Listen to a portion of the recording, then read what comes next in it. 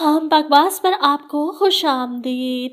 ماں نہیں ساس ہوں میں ڈرامے کی اگلی قسط میں آپ دیکھیں گے کہ سلمان گھر واپس آتا ہے تو شائستہ بیگم آگے بڑھتی ہیں اپنے بیٹے کو گلے لگانے کے لیے، لیکن سلمان انہیں وہیں پر روک دیتا ہے۔ بس میں کوئی چھوٹا بچہ نہیں اور نہ ہی اب وہ کمزور بچہ ہوں جو کوئی بھی کسی کے حوالے کر کے لا تعلق ہو جائے۔ شائستہ روتے ہوئے کہتی، نہیں نہیں بیٹا، ایسا نہیں ہے، میں جانتی ہوں تم کیا کہنا چاہتے ہو، لیکن میں تم سے کبھی بھی لا تعلق نہیں ہوئی تھی۔ سلمان اس عورت کی کوئی بات نہیں سننا چاہتا، بس بہت ہو گیا، مجھے نہیں ضرورت ایسے رشتوں کی۔ وہ غصے میں وہاں سے چلا جاتا ہے۔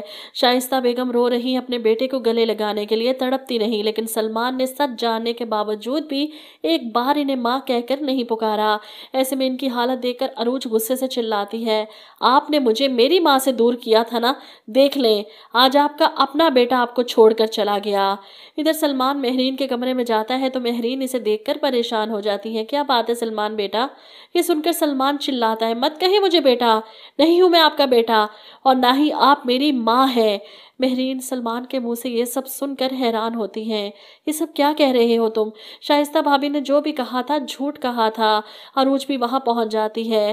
مہرین سلمان کے رویے کو دیکھ کر حیران ہے، بیٹا وہ غلط ہے، تم میرے بیٹے ہو، لیکن سلمان تو کچھ سننے کو تیار نہیں۔ نہیں ہے وہ جھوٹ، جھوٹ تو وہ ہے جو اتنے سالوں سے مجھے سچ بنا کر دکھایا گیا۔ عروج پیچھے کھڑی سے منع کرتی رہی، سلمان تو جذباتی ہو کر سب کچھ بول گیا۔ اس کی باتیں مہرین کو کتنی تکلیف دے سکتی ہیں یہ اس نے سوچا ہی نہیں۔ میں بتا رہا ہوں آپ کو، نہیں ہوں میں آپ کا بیٹا۔ وہ اپنی دونوں ماؤں کے وجود سے انکار کر جاتا ہے۔ ایسے میں مہرین یہ صدمہ برداشت نہیں کرتی۔ سلمان میرا بیٹا نہیں ہے، شائستہ بھابی کا ہے، تو میری اولاد میری کون ہے، میرا کون ہے، وہ کہاں ہے؟ یہ وقت تھا مہرین کے سامنے ساری حقیقت لانے کا، جس کے بعد عروج اپنے بچپن کے کپڑے اور وہ تصویر ان کے سامنے لے کر آتی ہے، جسے دیکھ کر مہرین حیران رہ جاتی ہے۔ سلمان میرا بیٹا نہیں، میری تو بیٹی ہے، اریج کہاں ہے میری بیٹی؟ ایسے میں عروج روتے ہوئے ان سے کہتی ہے، میں ہوں آپ کی بیٹی اریج۔ مہرین حیرت اور بے یقینی سے عروج کو دیکھتی ہے اور عروج کی آنکھیں، اس کا انداز، مہرین کے دل کو کچھ ہوتا ہے، یقین نہیں آ رہا عروج ان کی بیٹی ہے۔ وہ رات کے وقت باہر ٹہلتے ہوئے سوچ سوچ کر پاگل ہو رہی ہے، ایسے کیسے ہو سکتا ہے عروج میری بیٹی؟